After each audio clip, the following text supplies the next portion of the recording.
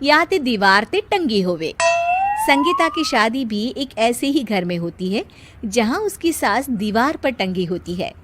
ससुर और पति शादी के पहले दिन उसे सास के फोटो के सामने ले जाते हैं, जहां ससुर जी कहते हैं, बेटा बेटा संगीता, ये तुम्हारी सास थी, बहुत नेक और भली, लेकिन थोड़ी गुस्सैल थी। गुस्सा आने पर सब तहस नहस कर देती थी, पर अब ये इस दुनिया में नहीं है। हाँ संगीता, माँ होती तो तुम इनकी कोई बात टाल नहीं सकती थी, वरना तो माँ घर में भूचाल ले आती। संगीता मन में खुश होती है कि अच्छा है कि ऐसी औरत अब इस घर में नहीं है, लेकिन दिखावे के लिए वो जैसे ही सास की फोटो के सामने हाथ जोड़कर खड़ी होती है, ये क्या? सास उसे देखकर मुस्कुराने लगी। संगीता आंखों को मलकर एक बार फिर से देखती है, लेकिन फिर सास के चेहरे का भाव, भंगिमा यानी एक्सप्रेशन बिल्कुल बदले होते हैं। वो अपने पति और ससुर को कहती है, माँ की तस्वीर तो स्माइल कर रही है। ना ना बेटी, ये कैसे संभव है? जरूर तुम्हें कोई गलती हुई होगी, ऐसा कैसे हो सकता है? लगता है तुम शादी की सारी फॉर्मेलिटी करते करते थक गई हो, तुम्हें आराम की जरूरत है संगीता। खैर, सारे संगीता की बात को इग्नोर कर कमरे में चले जाते हैं।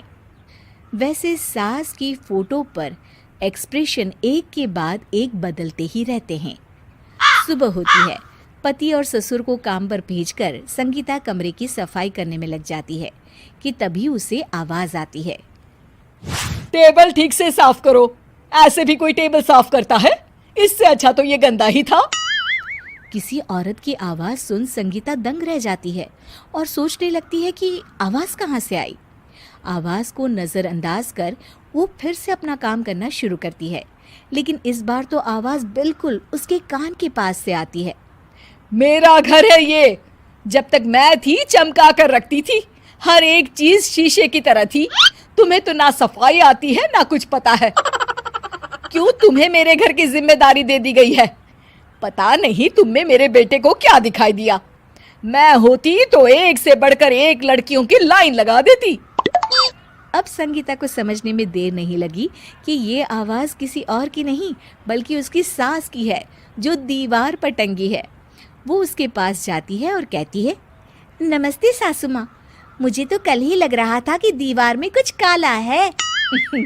वो दीवार नहीं, दाल होती है पगली। सही पकड़े हैं सासू माँ। तो क्या हो गया आपको जो आप यहाँ भी चैन से नहीं बैठी हैं? सुना मैंने आपका व्यवहार काफी गुस्से वाला था। चुप रह तू, ज्यादा बकर बकर ना कर। घर का काम करना तो आता नहीं, आई है मुझसे बहस करने। हाँ देखिए सासू माँ, मैं आपसे साफ साफ कह देती हूँ, मुझसे पंगा लेने की कोशिश मत करिएगा। तभी पीछे से संगीता का पति आता है। अरे संगीता, किससे बात कर रही हो? कौन है वहां? संगीता की सास की फोटो फिर से पहले जैसी हो जाती है। आपकी माँ से कह रही थी कि मुझे काम करना आता। अरे संगीता, माना सास के ताने हर बहू को अच्छे लगते हैं, लेकिन यहाँ तो माँ है ही नहीं।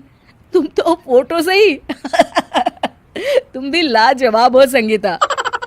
किसी को विश्वास नहीं होता कि संगीता अपनी मरी हुई सास की फोटो से बात करती है। वहीं आए दिन संगीता की सास संगीता को किसी न किसी बात पर आते जाते ताने देती। संगीता को भी अब सास के तानों और उनसे बात करने की आदत हो गई। वो कभी खानदान की कहानी तो कभी तीज त्योहार कैसे मनाए या किसी व्यंजन की रेसिपी सास से ही पूछती। सारा दिन घर में अकेली संगीता की सास अब उसके लिए तानों के साथ पक्की साथी की तरह भी